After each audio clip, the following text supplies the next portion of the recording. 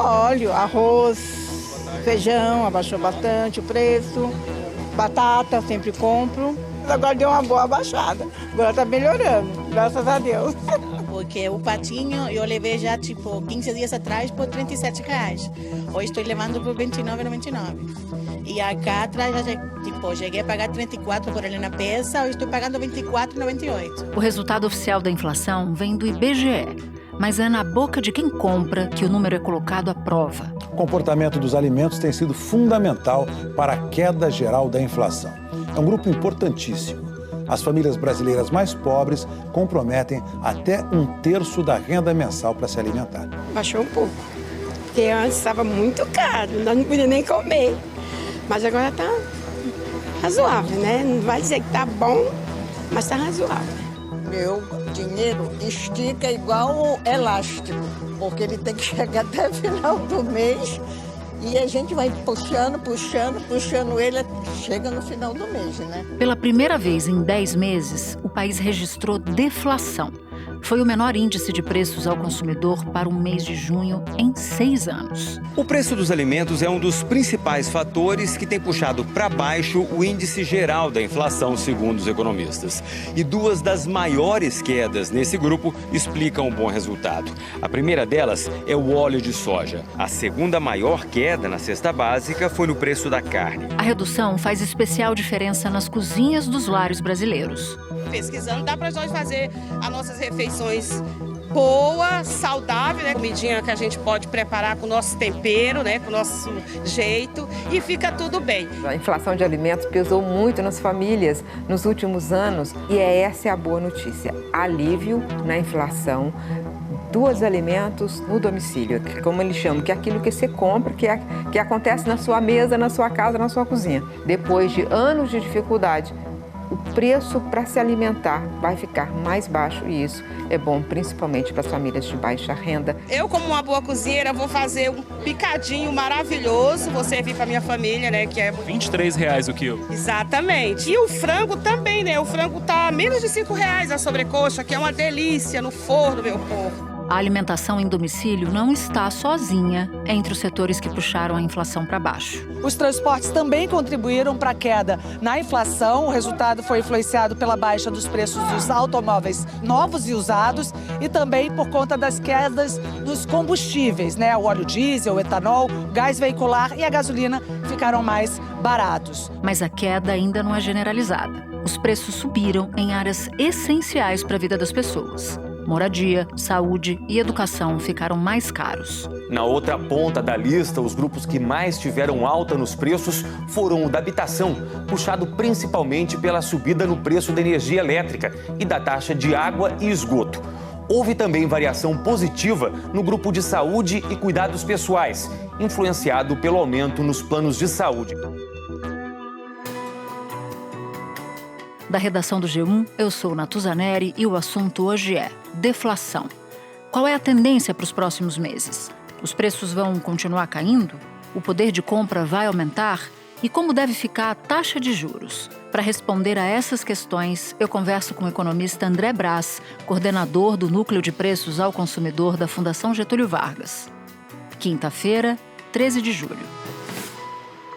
André, você pode começar nos explicando por que a gente teve deflação em junho? O que explica esse número?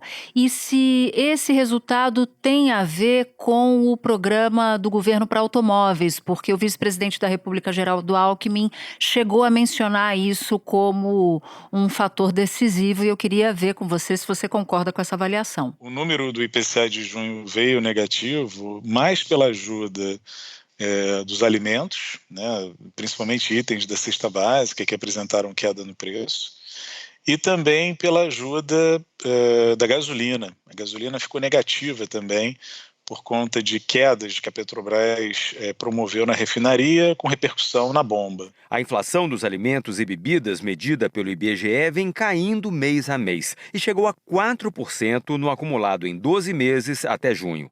Outro grupo que contribuiu bastante para essa deflação em junho foi o de transportes, redução de 0,41%. Todos os combustíveis pesquisados pelo IBGE também tiveram queda.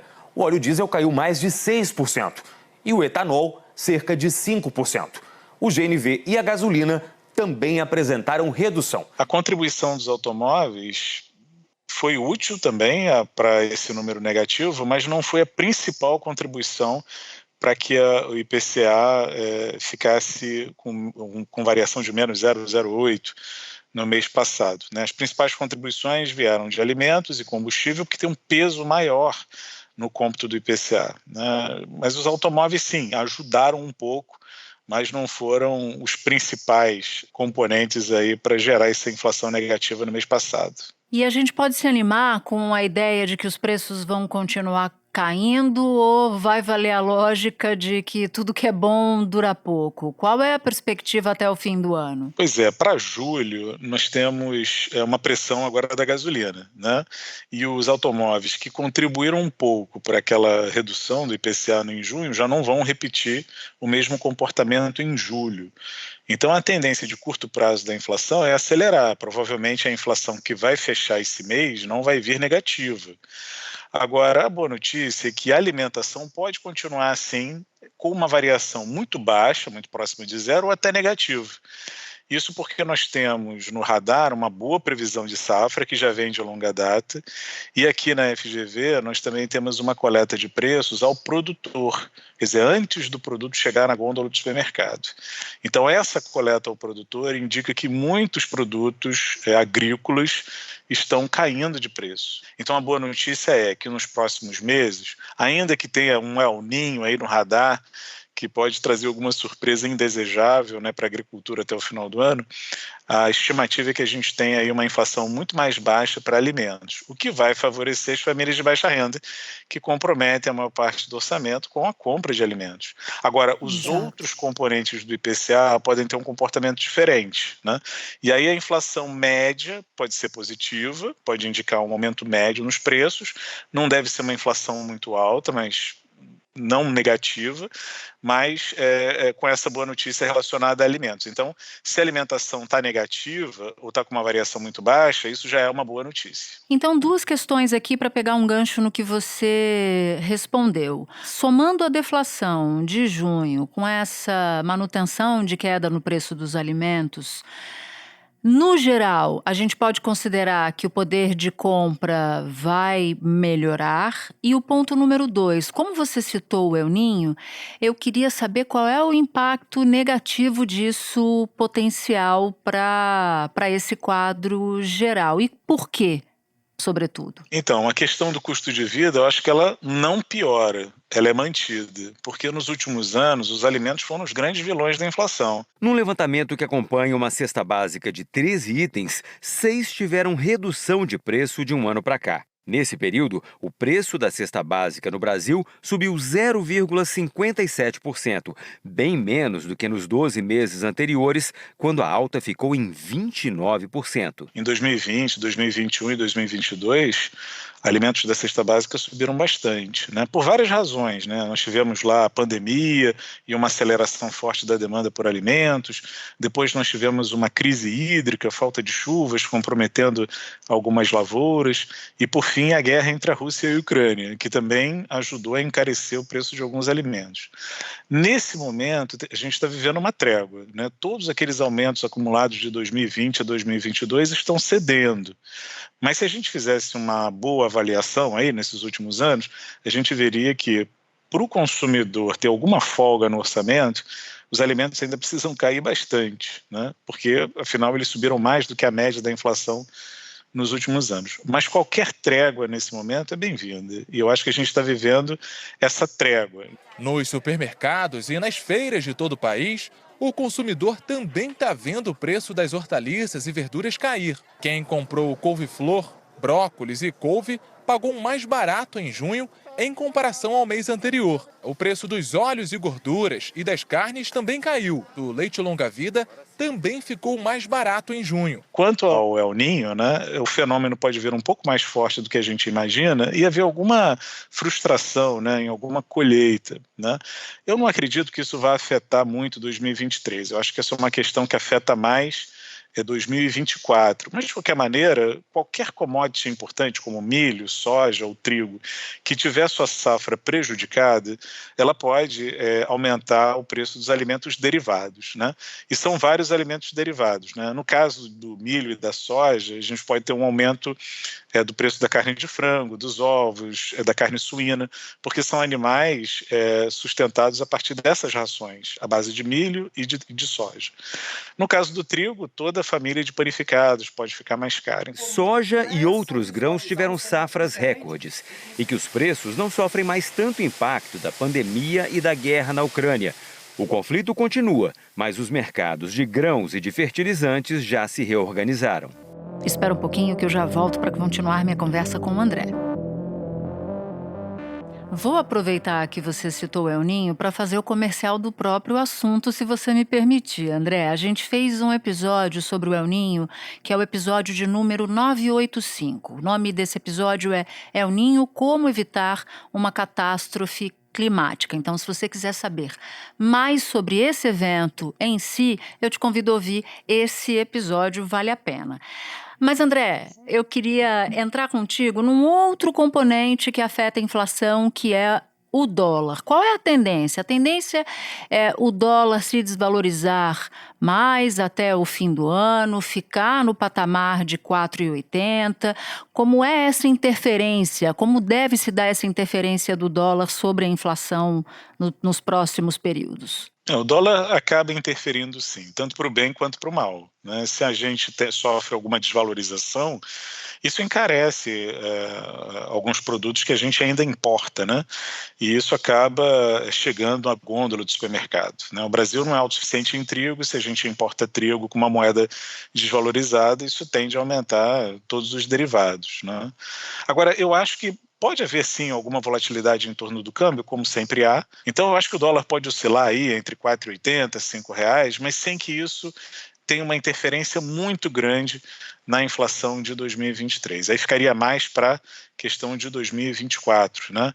Até porque, se a nossa moeda sofre alguma desvalorização, existe aí uma previsão boa para a agricultura para amortecer, porque uma oferta maior de alimentos ajuda a amortecer alguma questão relacionada a câmbio. O economista e professor da Universidade de Brasília, César Bergo, conta que essa redução pode ser explicada pela queda no dólar. O preço das commodities caíram, sobretudo a soja, né, contribuiu para que o óleo de soja ficasse mais barato, e aí acaba também afetando o preço da carne, porque a soja é a base de alimentação dos animais, né? Aí acaba caindo o preço da carne, o preço do leite. Então é fundamental esse momento, né? Porque o preço do dólar caiu também. Isso acaba barateando o preço da importação. Então, o trigo também ficou mais barato, as massas, né, o pãozinho. Então, eu acho que os números e as previsões são favoráveis para a gente ter uma estabilidade maior do nosso câmbio até o final do ano. E com isso, a gente também não teria um contágio muito grande de uma suposta desvalorização sobre a inflação consumidora. Agora, um ponto que você mencionou logo no começo da nossa conversa aqui, que foi combustível. Agora, em julho, volta, portanto, PIS, COFINS, ambos voltam a impactar a inflação. Então, como você citou combustível, a imagem que me vem à cabeça em relação à inflação é um carro que ora vai para frente, ora acelera muito, ora ele fica meio que parado, ora ele até dá ré.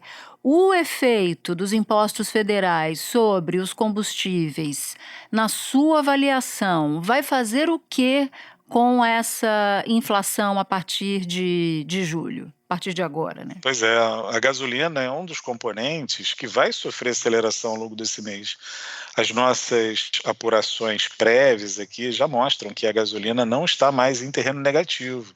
O preço dela já mostra aumento em comparação ao preço do mês passado. E o impacto vai ser menor até do que a gente previa anteriormente, porque entre maio e junho a Petrobras reduziu bastante o preço da gasolina na refinaria. E parte desse movimento já era um pouco pelo espaço que a gente ganhou, né, com a queda do preço do barril do petróleo, com a valorização do real, e foi um espaço que ela rapidamente utilizou para mitigar essa volta da cobrança dos impostos federais, que na realidade é uma volta complementando uma volta que aconteceu em março, né? A desoneração dos combustíveis entrou em vigor em março do ano passado. Um ano depois, o governo retomou parcialmente a cobrança dos tributos, que a partir do dia 1º volta a ser integral. Segundo a Associação das Importadoras de Combustíveis, o impacto para o consumidor deve ser de 34 centavos no litro da gasolina e de 22 centavos no do etanol. Levando em consideração o levantamento semanal da Agência Nacional do Petróleo, o preço médio do litro da gasolina passaria dos atuais R$ 5,35 para R$ 5,69. Já o etanol subiria de R$ 3,74 para R$ 3,96. Esse término dessa escalada aí, da volta dos impostos sobre a gasolina, já iria trazer um impacto que a gente previa de ser um aumento acima de 10%. E como a gasolina ela compromete aproximadamente 5% do orçamento familiar, isso significa que para cada 1% de aumento da gasolina, ela faz o IPCA avançar 0,05 ponto percentual. Então, se ela subisse 10% agora, em julho, isso significa que o IPCA, só por conta da gasolina, avançaria meio ponto percentual. Mas só que essas reduções que foram praticadas recentemente, essas revisões para baixo no preço na refinaria, diminuíram esse impacto previsto para esse mês. Então, acho que a gasolina pode subir algo em torno de 3,5%, 4% ao longo do mês de julho. E aí o impacto seria de 0,20 ponto percentual, e não de meio ponto percentual, como a gente previa anteriormente. Então, essa é uma das razões para a inflação não permanecer em terreno negativo, né, agora em julho. Se não fosse isso, aumentaria a chance da gente repetir um IPCA de junho em julho. Haveria espaço para mais uma deflação. Só que isso não traria uma nova desaceleração da taxa em 12 meses. Por quê? Porque ano passado, entre julho e setembro, e foram os meses em que o governo anterior promoveu aqueles cortes tanto do ICMS da energia e da telecomunicação, da gasolina, como também zerou os impostos federais da gasolina. Então, aquela renúncia fiscal que aconteceu no segundo semestre do ano passado fez com que o IPCA registrasse quedas entre julho e setembro. E essas quedas foram fortes, né? O Brasil teve deflação pelo terceiro mês seguido. Em setembro, os preços medidos pelo IPCA caíram, em média, 0,29%, principalmente por causa dos combustíveis. Nos últimos 12 meses, o IPCA registra inflação de 7,17%. E números dessa magnitude negativos a gente não previa, né? Não tem chance de acontecer nesse mesmo espaço de tempo em 2023. Então, de qualquer maneira, a expectativa daqui para frente é de que essa taxa em 12 meses, que está visitando a meta de inflação pela primeira vez agora, depois de muitos anos, né, que está em 3,16 e a meta é 3,25, ela comece a acelerar e vá na direção do que o mercado prevê de fechamento para a inflação desse ano, que é algo em torno de 4,8%. Para contextualizar o que você diz, quando o governo passado toma essas medidas, isso fazia parte de um conjunto de medidas, tanto no sentido de desonerar os combustíveis, quanto de aumentar o volume de gastos, era no contexto da eleição, e havia um esforço do governo Bolsonaro à época de tirar todas as pressões negativas na sociedade para ver se viabilizava a sua reeleição. Mas isso é uma parte, é só um contexto para quem nos ouve e nos assiste também. Não tem como falar de inflação sem falar de juro. E a expectativa do mercado todo é que haja na próxima reunião do Copom, Andréu, uma redução de juros. Mas essa deflação de junho poderia, na sua avaliação, levar a uma redução mais ousada da taxa Selic? Ou você acha que isso é otimismo demais? Eu acho que existem outras informações que a gente acompanha também que não colaboram, né, para um corte maior de juros, só porque nós tivemos casualmente um mês em que a inflação foi negativa, né? Até porque existem aí dois preços administrados por trás de parte dessa taxa negativa: queda no preço da gasolina e a renúncia fiscal em torno dos automóveis, que abriu um espaço para que isso acontecesse, né? Então, quando a gente observa o comportamento dos serviços, né, comer fora de casa, pagar o condomínio, o aluguel, a escola, são serviços disponíveis aí à sociedade, a gente vê que eles acumulam inflação em 12 meses de 6,2%. Então, e os serviços respondem por 30% do orçamento familiar. Apesar desses números estarem elevados e muito distantes da meta ainda, a gente tem observado que desde o segundo semestre do ano passado, essas variações elas estão desacelerando. Então, o processo de redução de inflação está acontecendo, mas está acontecendo lentamente. Então, caberia um corte de juros nesse momento, na próxima reunião, lá no início do mês que vem? Cabe sim, eu acho que há espaço para um corte, né? Talvez de 0,25, que me parece ser o consenso de mercado agora. Isso para indicar que, olha, as coisas ainda não estão no ponto que a autoridade monetária quer, né? Ainda tem muito a ser conquistado, mas estamos no caminho e por isso a gente já pode fazer um corte. Esse corte é importante, ele é pequeno, modesto, pouco vai se sentir desse corte nesse momento, né? Mas ele indica que as coisas estando nesse curso, que me parece favorável a ter uma condição melhor de corte nas outras reuniões, depois de agosto, eu acho que já seria uma boa mensagem para o mercado, né? Até mesmo dizer, olha, estamos preocupados, estamos atentos com a inflação, mas já há a possibilidade de fazer um pequeno movimento, né? É só o início de outros que virão à medida que os índices de inflação confirmarem a nossa expectativa de que a inflação realmente está desacelerando. E isso vai ser confirmado, tenho certeza que sim, mas ainda não é um momento para um corte profundo. E eu acho que a política monetária aqui no país, ela acaba sendo muito sobrecarregada, porque uma parte desse dever de casa deveria vir pela política fiscal. Mas como a política fiscal demorou muito, né, houve uma grande confusão para, enfim, botar uma pedra nessa discussão de política fiscal. Eu acho que nem colocou pedra ainda, mas está bem encaminhado. Eu acho que já tirou alguma tensão, aí, alguma preocupação no mercado. Mas é importante você resgatar a capacidade de investimento do governo, né? Você fica tentando aquecer a atividade via setor privado, tendo um juro mais baixo, mas é importante também que o Estado volte a ter sua capacidade de investir. Para investir precisa de dinheiro, precisa de sobra. E sem esse investimento, a gente não aquece a atividade, demora mais a aquecer. Então, se você faz o bom dever de casa, tem uma política fiscal bem equilibrada e o governo volta a investir também, volta a gastar, isso ajuda a aquecer a atividade, porque o setor privado vai ser parceiro nessa volta desse investimento público, né?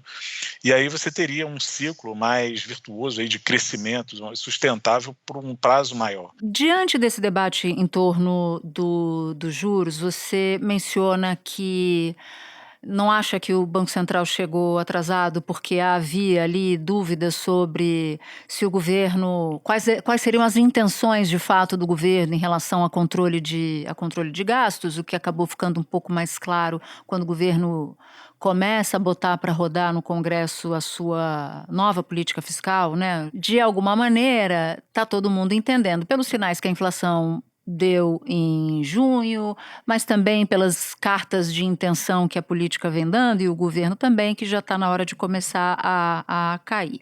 Mas, de qualquer maneira, essa fricção entre o que o Banco Central deveria fazer, o governo criticando, empresários também, setor de varejo muito desesperado, as famílias muito endividadas, como você tão bem delineou na sua resposta, fizeram surgir um debate cujo nome é meta contínua. Eu queria que você ajudasse a quem nos ouve e a quem nos vê a entender que bicho é esse, por que ele entrou por que ele subiu no ônibus da discussão sobre juro no Brasil e sentou na janelinha, e se você acha que a proposta do governo é uma boa proposta. Do governo não, né? Do Conselho Monetário Nacional, porque isso foi discutido nessa instância que une ministro da Fazenda, ministra do Planejamento e presidente do Banco Central. Então, a meta contínua é uma forma de você permitir que a autoridade monetária, né, o Banco Central, o Copom, eles façam a política monetária com maior conforto e segurança, né? Essa questão de você cumprir a meta anual, você eventualmente é surpreendido por um fenômeno que a política monetária não alcança. Tipo? Uma guerra, crise hídrica e um El Niño, dependendo da extensão dele. Isso tudo pode criar uma dificuldade dentro de um horizonte de tempo que a política monetária não tem como reagir. Como é que ela vai reagir a um choque de oferta, né? Você perdeu uma safra de um produto importante. O Brasil usa o sistema de metas desde 1999 e vai mantê-lo. O que o governo decidiu foi ajustá-lo a uma metodologia que é usada em outros países. Até agora, o Banco Central busca cumprir a meta de inflação dentro do ano calendário, de janeiro a dezembro. A partir de 2025, o BC vai continuar tendo metas para cumprir, mas olhando um período maior, que pode ser a inflação acumulada de 12, 18 meses ou mais. É assim que fazem os Estados Unidos e a zona do euro, por exemplo. Porque o que se fazia no Brasil era abrir mão da meta para cumprir o ano calendário. E agora você faz o contrário, você mantém a meta abrindo mão do ano calendário. Dá aquele choque, aumenta os preços repentinamente, mas depois ele volta. Mas às vezes não volta no ano calendário. E aí você fica tendo que justificar uma coisa que o seu instrumento não tinha potência para evitar. Então, a meta contínua, respeitando, é claro, o horizonte relevante, né, porque você tem aí um tempo para fazer a inflação ir para a meta, e eu acho que esse tempo já está contando, porque do momento que você toma a decisão até a vigência dela, nós vamos ter aí 1 ano e 6 meses, quer dizer, 18 meses, né, aproximadamente. Esses 18 meses é o horizonte que o Banco Central vai ter que usar para fazer essa inflação ir para a meta e mantê-la na meta. E aí, se acontecer algum choque, alguma questão, a gente vai entender que é a questão do choque, que não é um espalhamento das pressões inflacionárias que está desafiando a autoridade monetária da noite para o dia. É uma coisa temporária, passageira, que pode ser explicada, que pode ser demonstrada, né? Então, eu acho que isso confere um pouco mais de elegância à política monetária, sem que ela penalize tanto a atividade, sem que saia desesperadamente subindo os juros, reprimindo a atividade sobre um efeito que ela não teria mesmo muito fôlego para conter. Agora, André, uma pergunta que eu me faço o tempo inteiro desde que esse assunto entrou em pauta. Se é tão bom e se é tão elegante como você tão bem definiu, por que a gente demorou tanto tempo para chegar nessa solução maravilhosa? Olha, são debates, né? Eu acho que o que falta é o debate, né? Colocar sempre essas questões na mesa, né? Há pouco tempo o debate era de mexer na meta de inflação. Você vai subir com a meta, você vai manter a meta. Eu não sou contra o debate, né? Para a gente definir o que é melhor, a gente tem que sentar e conversar. Então, quanto mais esses assuntos vêm à tona e são discutidos pelo governo, pela sociedade, né? Eu acho que melhor o país vai estar preparado e mais rápido o país vai estar preparado para essas mexidas. André, muito obrigada pela sua participação aqui, por ter paciência de explicar bastante para a gente, tintim por tintim, o que aconteceu em junho, o que vai acontecer nos próximos meses, o debate em torno da inflação e do juro também. Muito obrigada por ter topado. Eu que agradeço, fiquei muito contente com o convite. Este foi o Assunto, podcast diário disponível no G1, no Globoplay ou na sua plataforma de áudio preferida. Comigo na equipe do Assunto estão Mônica Mariotti, Amanda Polato, Lorena Lara, Luiz Felipe Silva, Tiago Kazuroski, Gabriel de Campos, Nayara Fernandes e Etos Kleiter. Eu sou Natuzaneri e fico por aqui. Até o próximo assunto.